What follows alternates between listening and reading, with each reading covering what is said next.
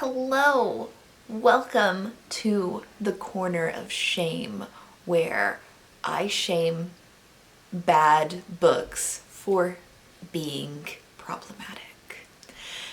Today's book that we're going to cover is an ebook, so I'm going to have to stick the cover up over here. It is Girls Stop Apologizing by Rachel Hollis. Now, I want to start this off saying if you like Rachel Hollis or you like this book, that's fine. This is a self-help book. A lot of the self-help is very problematic, mostly because this woman is in no way qualified to give anybody advice on how to run their lives. Her career is basically one of an online influencer.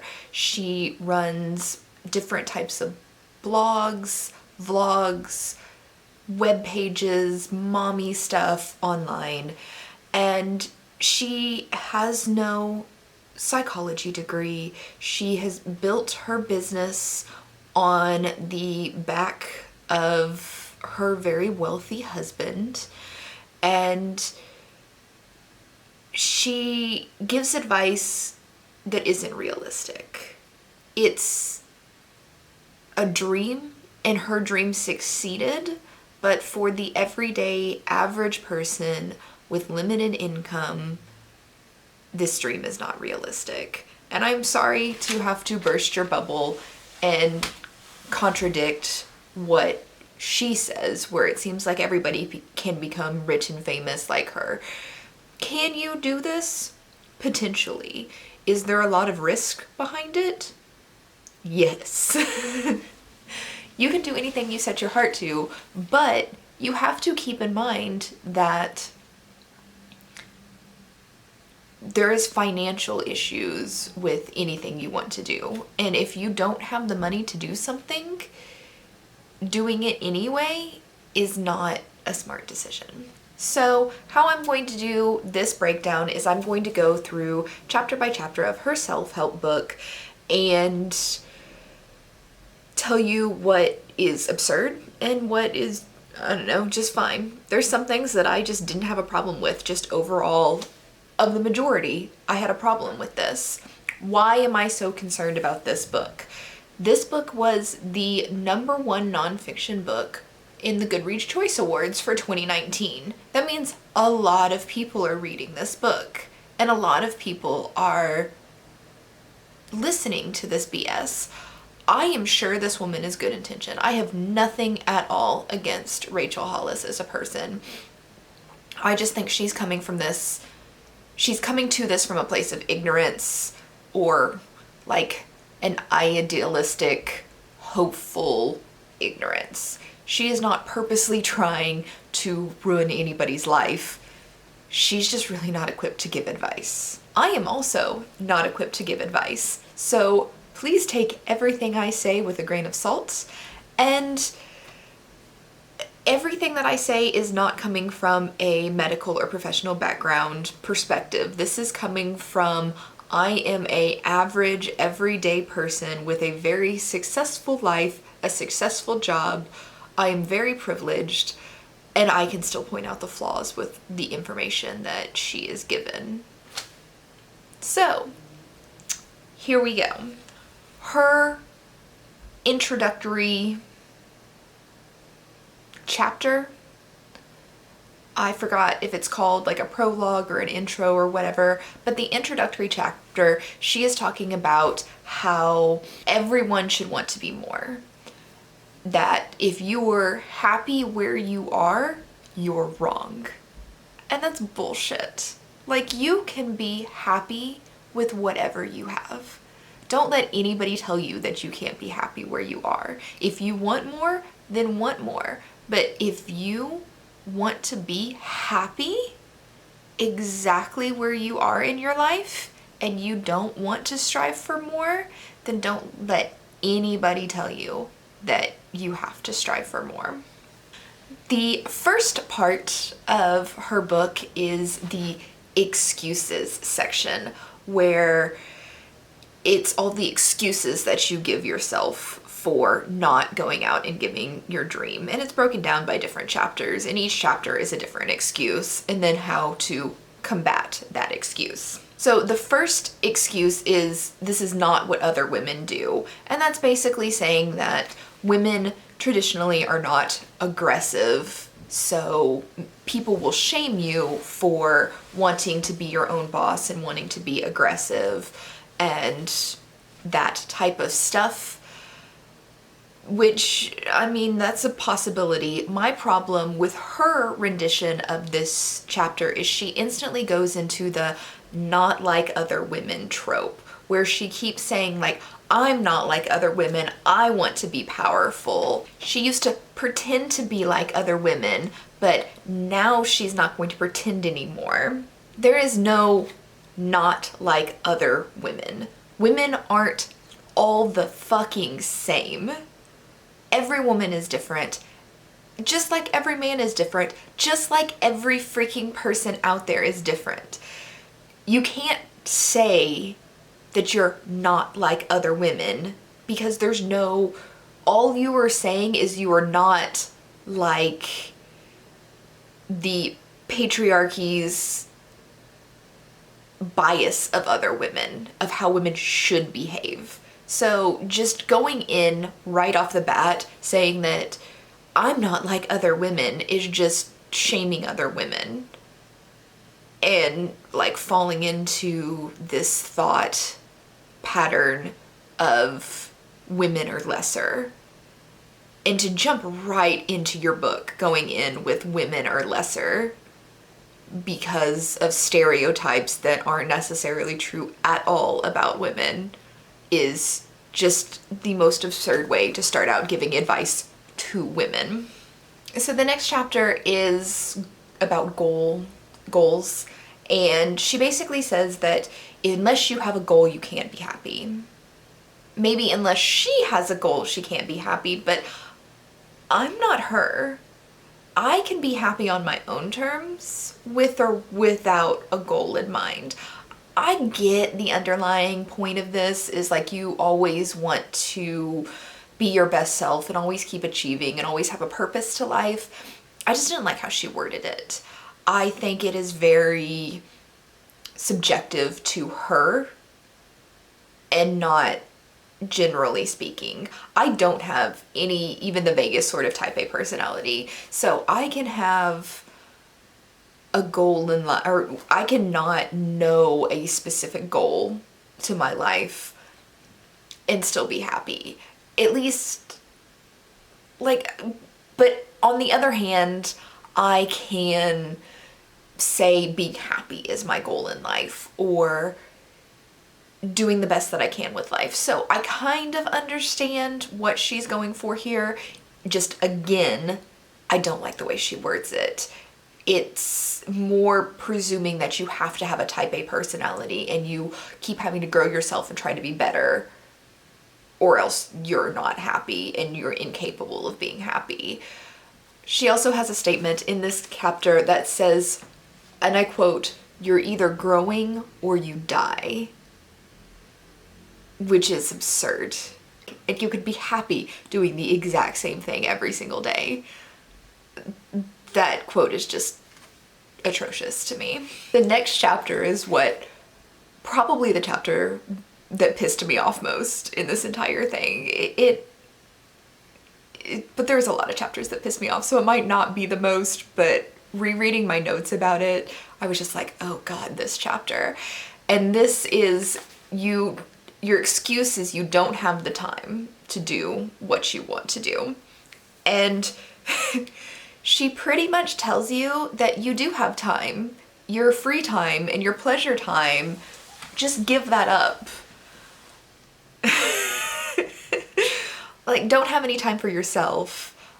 Take it out of, or start a side hustle. Don't have free time. Don't enjoy life. Take that time for enjoyment and start a side hustle. And then once that side hustle makes you money, then you have time to be happy. Oh my God. Like, that is where like burnout culture comes from, is saying that you're not allowed to have time for yourself. You just have to hustle and always make money and always be productive. Your time is money, and unless you're making money with your time, then you're not doing it right. That's bullshit.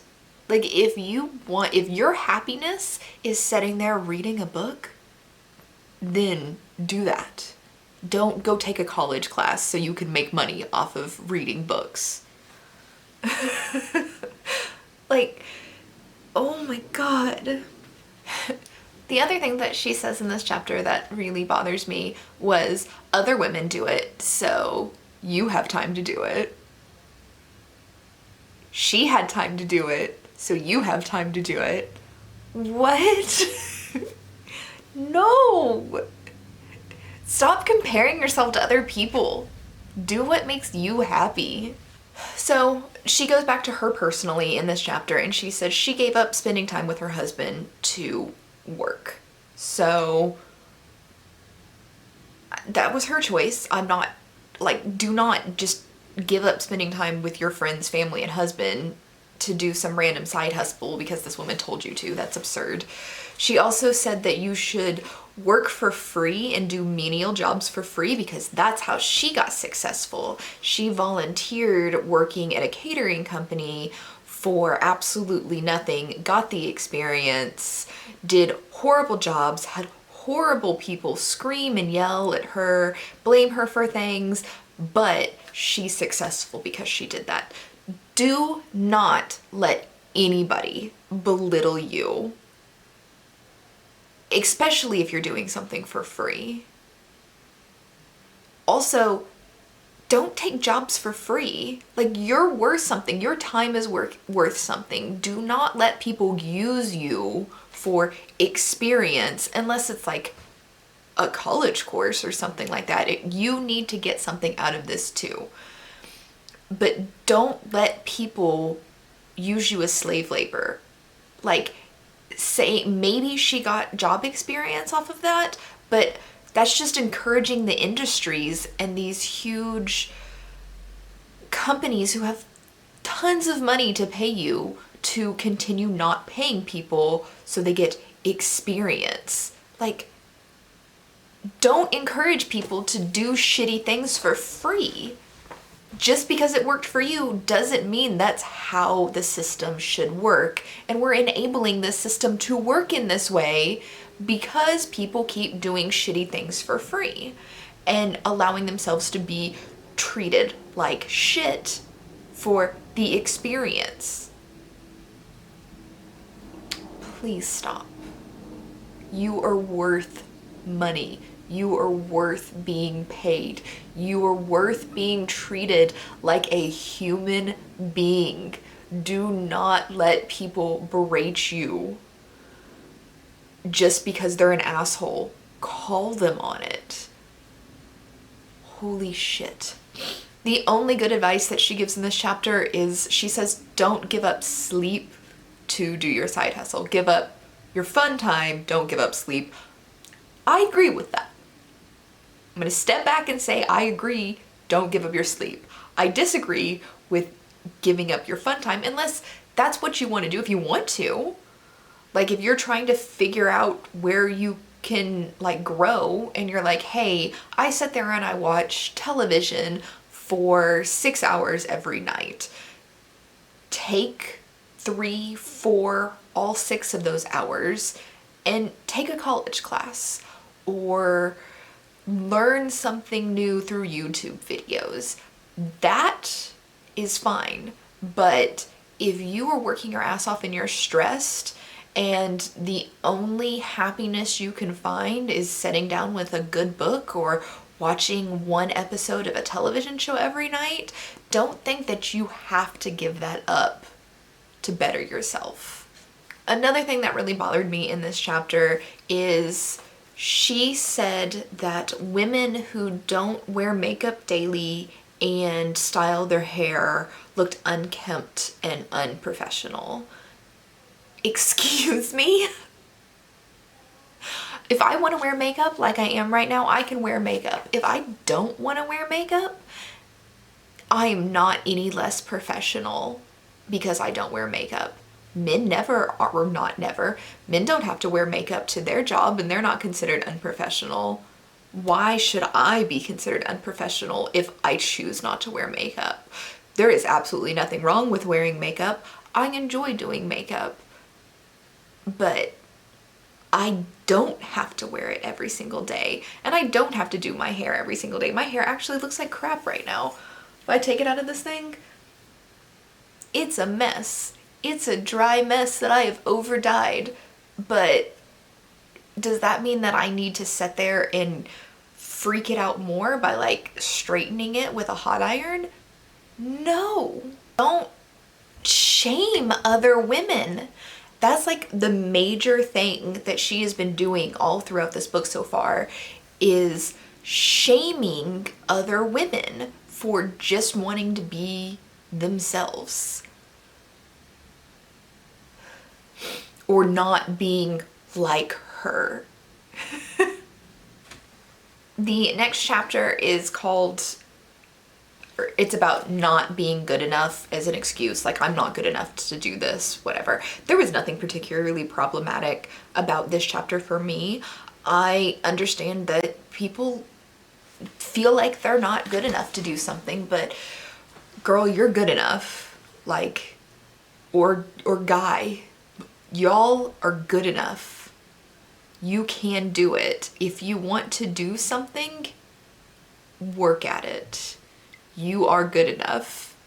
The next section is like, I can't pursue my dream and be a good blank. So you kind of fill in the blank. I can't pursue my dream and be a good wife. I can't pursue my dream and be a good mom. I can't pursue my dream and be a good daughter, whatever. You can fill in the blank with literally any word. This section encourages women to be more selfish, which in some cases I can completely agree with. Some people are way too giving to others and don't take any time for themselves, but sometimes you just need to take some time for yourself. The next thing she says in here is work-life balance is a myth. Like, there's no way to balance your home life and your work life.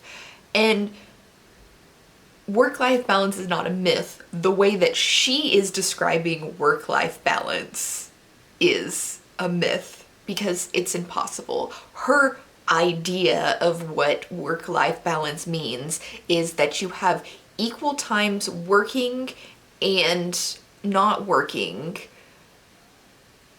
always and forever. The scales never tip. You always have the exact same balance of your time between work and home.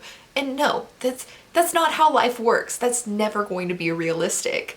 Work-life balance is supposed to be you trying to not do one or the other too much. It's more like you're trying not to work your ass off all the time and then have time to spend at home and have like a healthy balance of work so you can enjoy your life.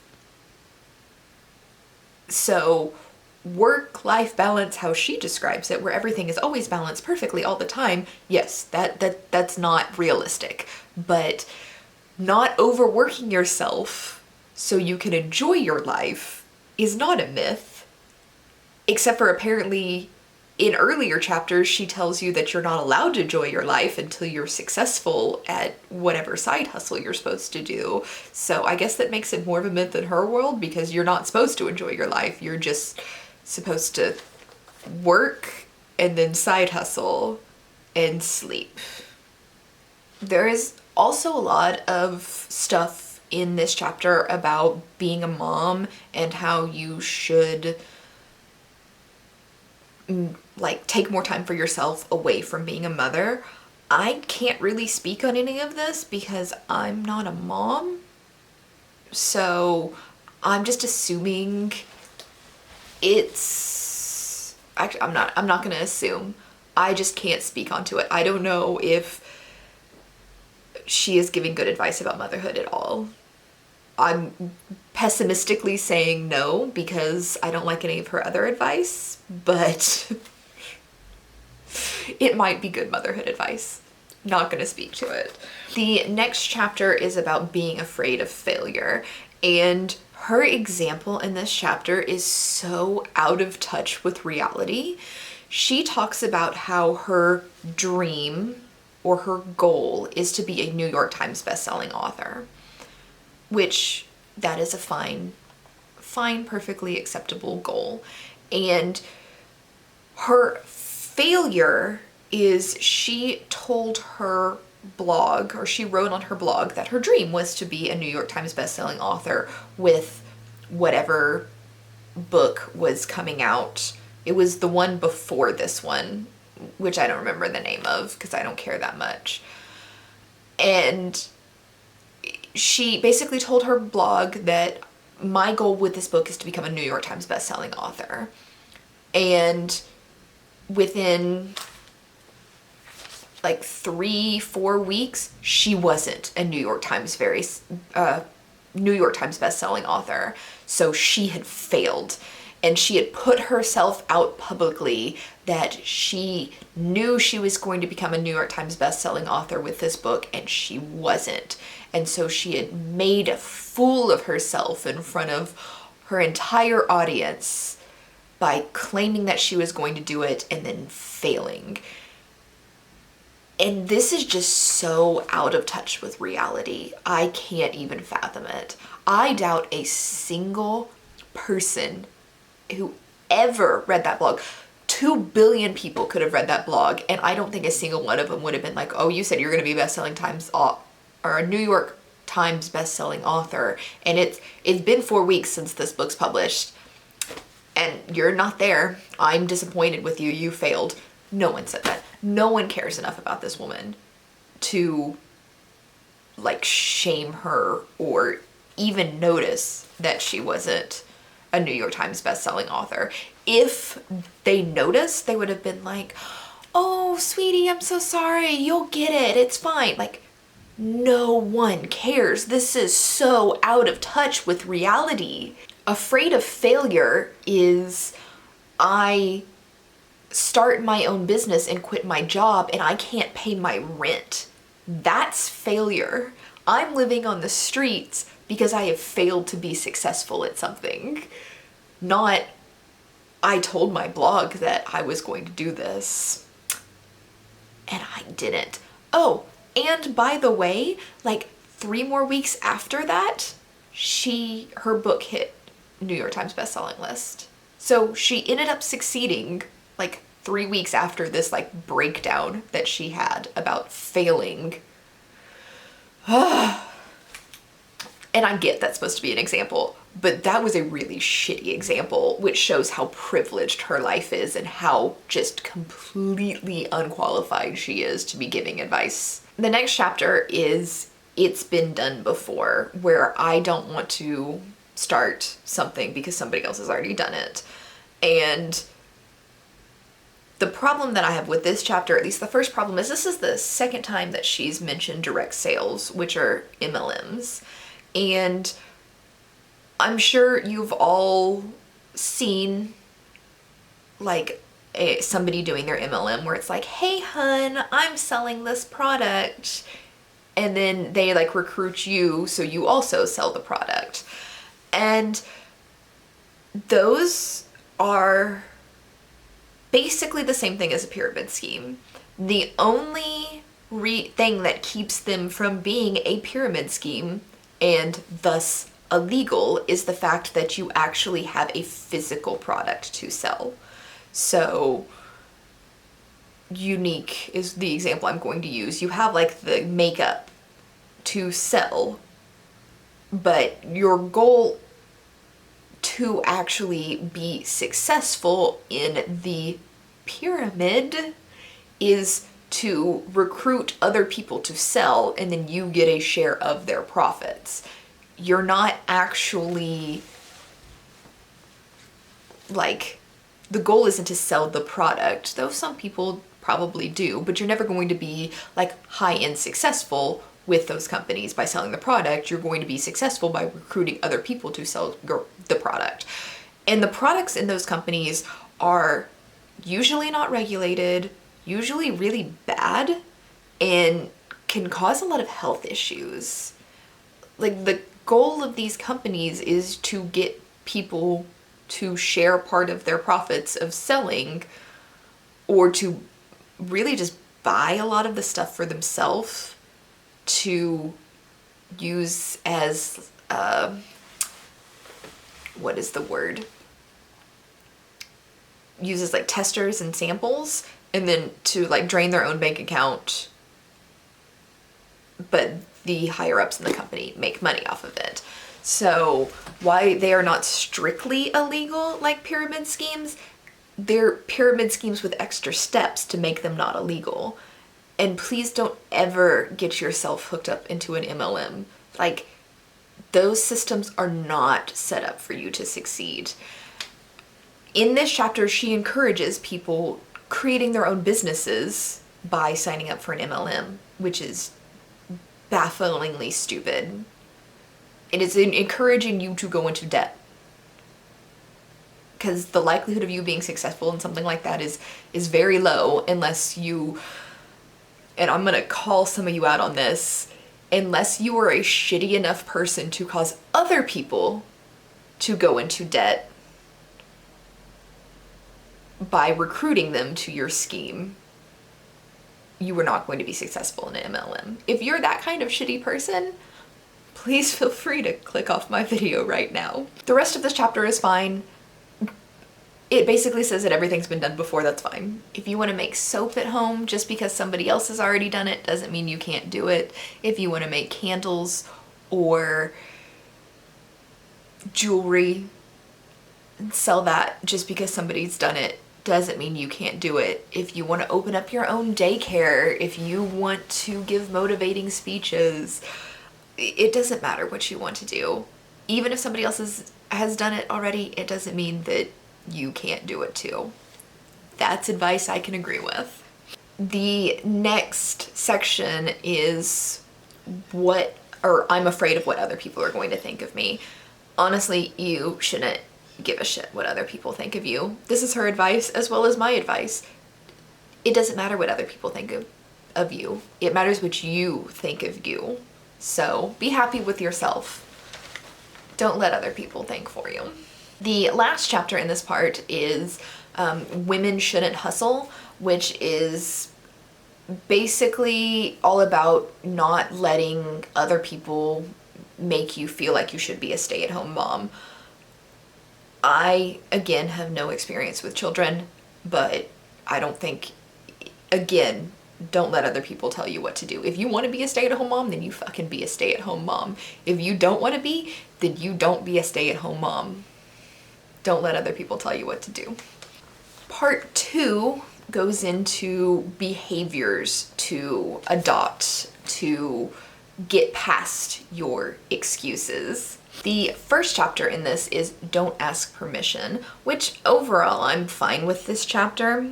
You don't need a man's permission to do anything, which is really what this is going on. You don't need anybody's permission to do anything, but you really don't fucking need a man's permission to do anything. And men, you don't need a woman's permission to do anything. You do whatever you want to do, as long as it's not hurting somebody else. The one good thing that she goes over that I actually really agree with in this chapter is not liking the term girl boss or hashtag girl boss. And I totally get why she doesn't like that term. Your ability to be a boss or your own person shouldn't be defined by your gender. You don't see hashtag man boss or hashtag guy boss. It's just boss. You're a boss. You are not defined by your gender. Don't let other people define you by your gender. I understand it's a cutesy term, but in the background it's a problematic cutesy term. You also don't see terms like girl doctor or girl lawyer or things like that. It's just doctor, lawyer, nurse, firefighter, police officer.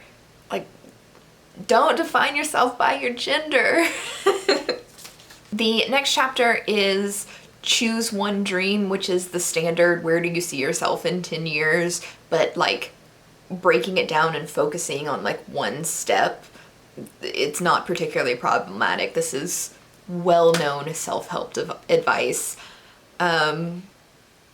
She does get a little weird in this section about don't, or only choose one dream. Don't try to be a famous chef and open your own pastry shop while also making candles on the side. Like, I get it. Like, you're probably not going to succeed. If you spread yourself out too thinly, you're probably not going to succeed in anything. So really focus your drive on like the one thing you really want. And once you succeed in that thing, then if you wish, you can move on to something else, but try not to overwhelm yourself. The next chapter is about ambition. Again, I'm fine with this. Ambition within reason is a perfectly acceptable thing. Like, you're allowed to be ambitious. Don't be so ambitious you're fucking over other people, but you're allowed to be ambitious. The next chapter is ask for help, which overall is good advice, except for the fact that she encourages asking help with your MLM. Ask your friends to buy your shitty MLM products so you could be successful. Don't do that. No. Do not ruin your friendships over some cheap-ass crappy mascara or essential oils. The next chapter is building a foundation for success, and my problem with this chapter is mostly about how she seems to word things.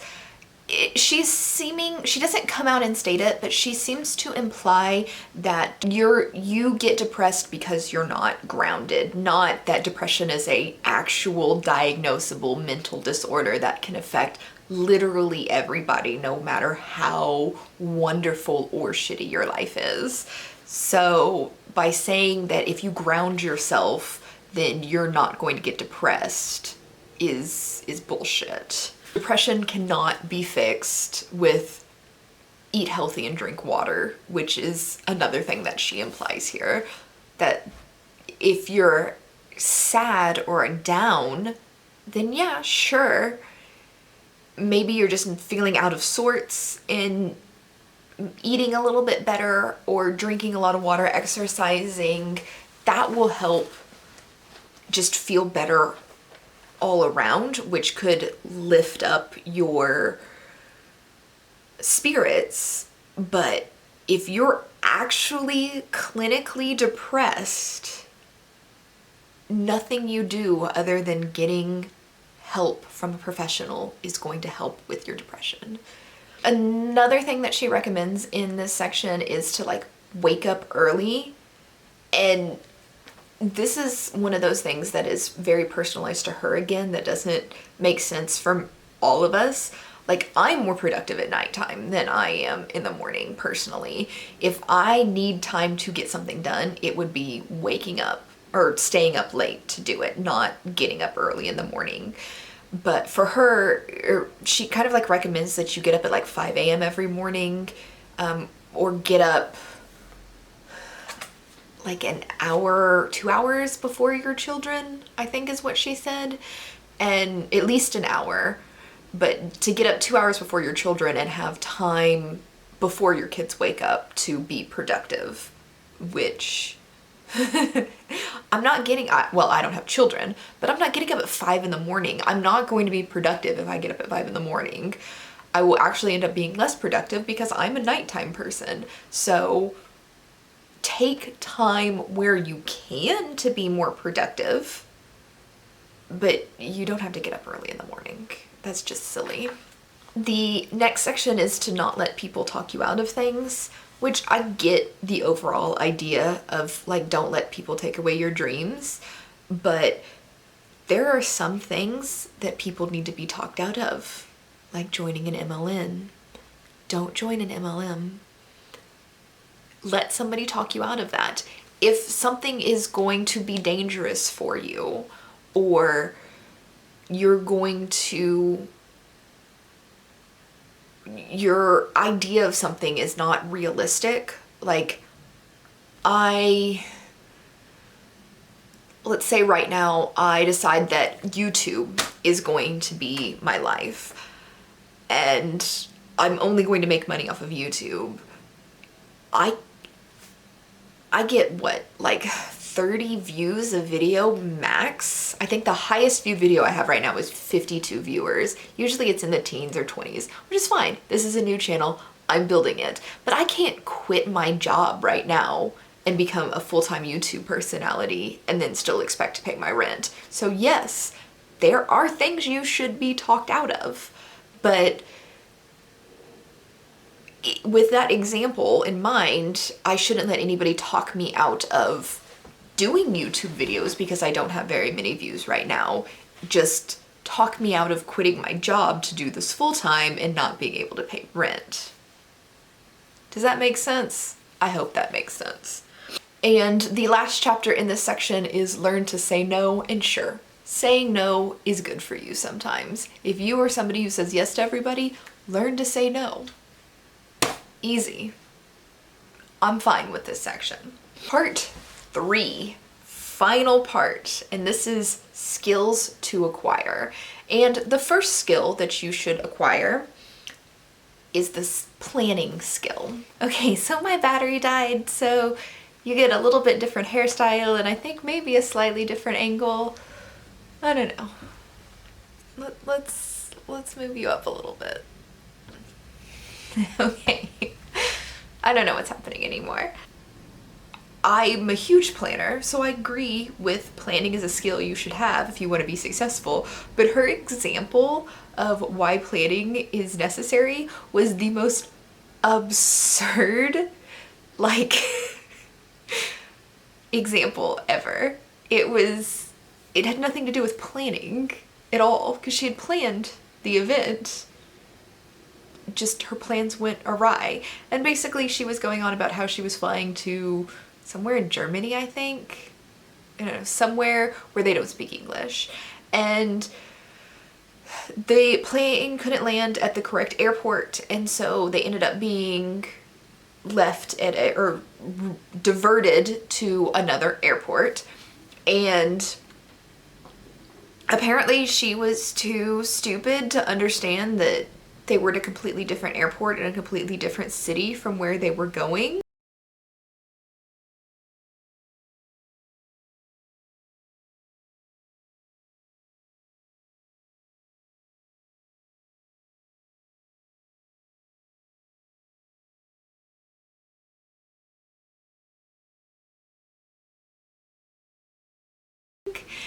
And they were just like randomly walking around the city trying to figure out where their hotel was, and people kept telling them that it was at a different city and they didn't understand that, and they had to get on a train. And it was just like, that has nothing to do with planning. You can't plan for your plane to be diverted. That has to do with, you know, paying fucking attention to your surroundings and listening to the stewardess when they tell you that, hey, your plane's being diverted to a different airport in a different city and you need to take a train to the city you're trying to go to, and we're gonna put you on a bus and take you to the train station, and then just kind of ignoring it and going on their own way. That has nothing to do with planning. So it was a weird story. The second chapter in part 3 is about confidence. I really hate this chapter because she comes out and says she has to look a certain way to feel confident about herself. And she has to spend tons of money at a salon, tons of money on eyeshadow or eyelash extensions, a boob job, hair, makeup. If you like those things, do those things if you can afford it. But don't tell people they need to do that to feel confident about themselves. Like, you don't need, you do what you need to do to feel confident about yourself, but do it for you. Don't do it for other people. Don't do it because some stupid woman writing a book tells you that you need to get eyelash extensions and a boob job to feel confident because that's what she does to feel confident. Like, that's absurd. And the whole thing is superficial. Like, I understand confidence, and yeah, you could be a little superficial in your confidence, but do things like love yourself, seek help from a psychiatrist if you're struggling with your confidence, because if you're really struggling with confidence, then getting eyelash extensions is not going to over time help with your confidence. It might be a temporary solution, but then your eyelashes are gonna fall out and you're gonna hate yourself more. But like, get help if you're really, really struggling with your confidence. Don't get a boob job. She also goes back into shaming women in general again for not liking the things that she likes in this chapter, where she says, I've never met a woman who doesn't feel more confident when she dresses up. You know what? She's never met me because I'm more confident when I'm comfortable. I don't need makeup or my hair done or a fancy outfit to feel confident. I feel confident in sweatpants.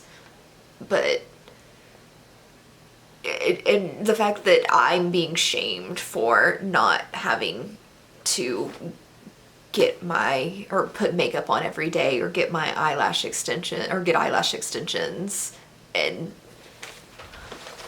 like, fuck off, lady. Honestly, I think eyelash extensions are cool. I'm not brave enough to do it, and I'm totally down with anybody who does it. But using that as an example of something that I should do so I can feel confident is bullshit, because I don't need eyelash extensions to feel confident. I'm not shaming anybody who gets them. It just isn't associated with my confidence. In saying that she's never met a woman who doesn't feel confident when they get dressed up is this fucking bullshit. You have a very small circle of friends. I do think that in this section she was trying to say do whatever makes you feel confident. She just put it across very badly. She went in, instead of starting with do what makes you feel confident, which could be whatever makes you feel confident. She started with this is what makes me feel confident, and it's the right way to do things, but if you feel different, I guess that's okay. The next section is called persistence, and the problem that I have with her in this chapter is she like straight out claims that she took jobs that she knew she wasn't qualified for, and she would lie about being an expert in those fields to get the job and then go back and study the fields. So don't lie about your knowledge. Tell people, like, you know what, I know I could do this, and I like will study for it, but don't say like I'm an expert baker when you aren't. And then you say, no, I'm an expert baker, and then you go and teach yourself how to bake to do this job. Or I think her specific example was somebody had asked her if she had catering experience before, or said, oh yeah, you're a caterer, aren't you? And she had party planning experience, and she had worked with caterers before, but she wasn't a caterer. And she could have honestly poisoned a lot of people not knowing how to cater a party and not knowing like temperatures that different foods need to be kept at, or how to like professionally prepare food for catering purposes. She could have like made a lot of people really sick by just being like, oh yeah, I cater all the time, and then just doing it without any license or experience in doing that. She also implies that everything can be accomplished with persistence and hard work, which is not true. Like, capitalism proves that. You can't just pull yourself up by the bootstraps and expect to be a millionaire next week. That's not realistic. Like, is it possible? Sure. Is it guaranteed? No. Next section is effectiveness, which she just talks about making to-do lists. That's fine. She makes a to-do list for herself every single day and checks off her to-do list. I do the same thing. I'm fine with to-do lists. Next section is positivity. Positivity can certainly make you a happier person overall and make your day easier. I try to be the most positive person that I could be most of the time, but so yeah, I'm fine with this section as well. The next section is leadership, which the chapter is somehow manages to be about diversity and not really about leadership, but I'm not mad at what she says. It's just not about leadership, it's about diversity. Because she talks about like women needing to be leaders and how boardrooms are all men and stuff like that. That's diversity, but sure, whatever. And then the last chapter is believe in yourself, which yeah, believe in yourself. She believes in you, so you can believe in yourself.